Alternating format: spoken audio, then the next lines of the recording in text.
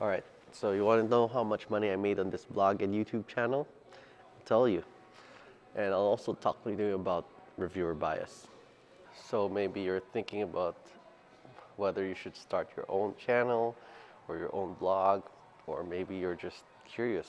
Well, I'm going to give you an insider's look on running a blog and a YouTube channel.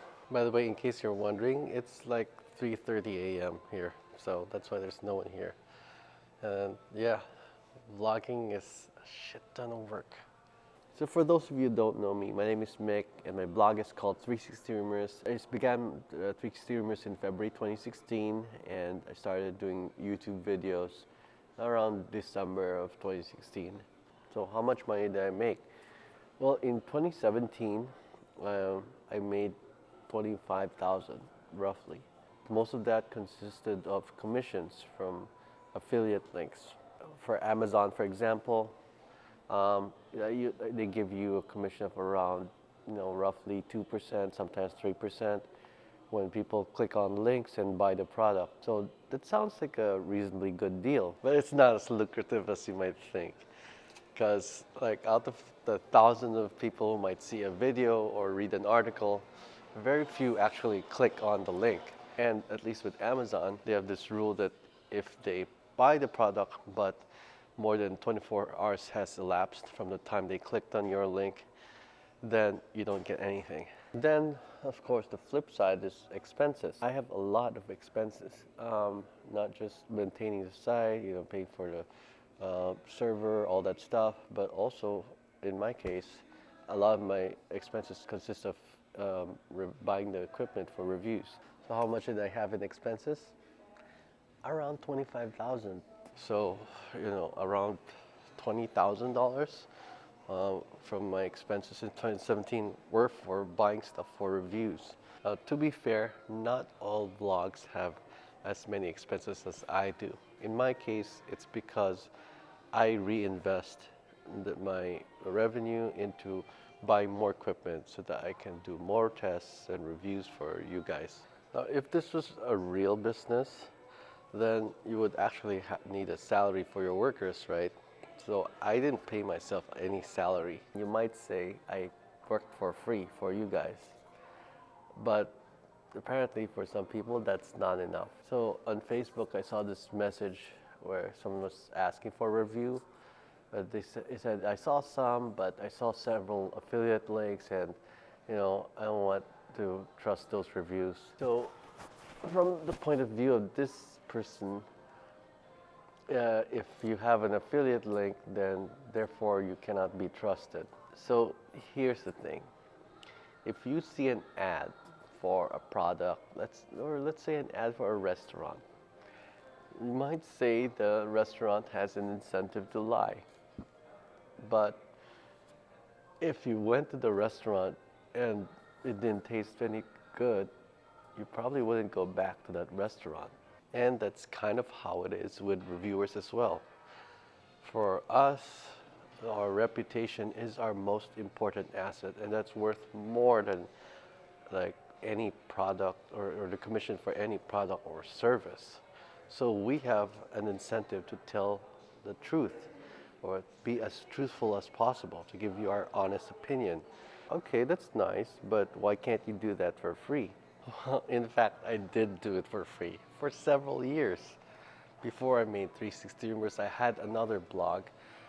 It was a camera review blog. I began it in like 2009, and I just did it on my own free time. So that blog was totally not for profit. I did have a few affiliate links, but whatever I earned, I just donated to charity. So how did it go? Well, it took a lot of work and a lot of money actually to buy stuff. So you can only do that for so long. After a while, me and my co-blogger at that time, we just stopped doing it. It was just taking too much time. I got something out of it. I got experience reviewing cameras and photography, that's why. You can see my reviews are extremely detailed. If you want to know what I mean by detailed, check out this comparison between the Insta360 One X and the Fusion. There's no other comparison like it anywhere for any product I can imagine. I've never seen anything like it. But I realized it wasn't a sustainable model. So when I made 360 streamers, from the beginning I made it for profit. The intention was to make money from it. And so that had several effects. First of all, it gave me more motivation to do a better job. Secondly, people did buy from my affiliate links, and with those commissions, I was able to buy more stuff for reviews. And so it was like a cycle, a beneficial cycle. I would review more stuff, I would earn more commissions, I would buy even more stuff and post even more reviews. And ultimately, that culminated in the 360 Industries first and so far the only 360 camera comparison tool. If you haven't seen it, it's this page where you can compare any two cameras side by side. Well, not any, there are like, I don't know, 25 or 30 cameras there right now. And that wouldn't have been possible if I was doing this all for free. So having said all that, there's a temptation for reviewers to be less than totally candid or truthful when their commission is on the line. So there are a couple things that protect from that. So there are laws that require vloggers and bloggers to disclose their compensation. If they're being compensated for a review, they gotta let people know. In my case, I don't get paid for reviews. I don't ask for money when I do reviews. You know, companies do send me equipment to review from time to time, and I'm upfront with that. I let people know, hey, you know, I got this thing for a review, and then I give my honest opinion. And I also let people know, like, hey, here's my affiliate link if you want to support my channel.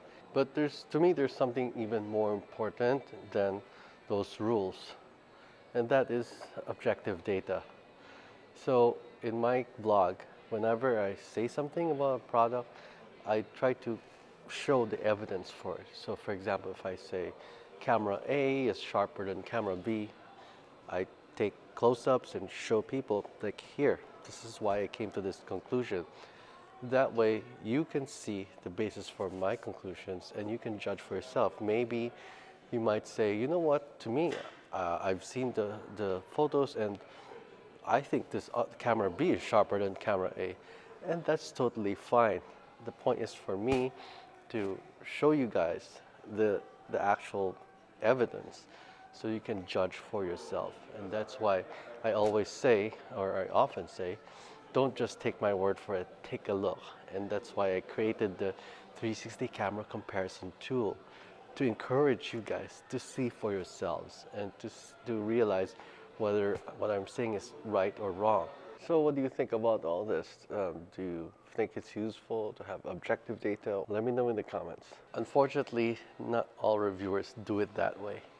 So here are some red flags. You probably know there are many sites out there, so-called review sites, that will just be, you know, they'll post links to products and make purported reviews without having the actual product. For example, they'll say, hey, here are the best gimbals, for example, and the person has no experience with gimbals. The person doesn't have even a single gimbal. Some of these sites are actually really good at SEO.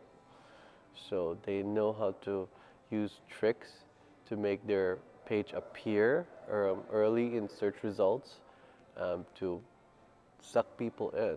Take a look at their evidence for what they're saying. If they have no evidence at all, they're just saying it. You know what? Talk is cheap. They can say anything they want. So those are some warning signs. Hope you found this video helpful. Now, if you're watching this video because you're interested in YouTube entrepreneurship, please do not subscribe. This channel is not at all about that. I have some recommended channels in the description below if you want to check it out. But if you want brutally honest, in-depth reviews of 360 and 3PV cameras, then go ahead, hit subscribe, and don't forget to hit the notification bell. I'll see you in 360.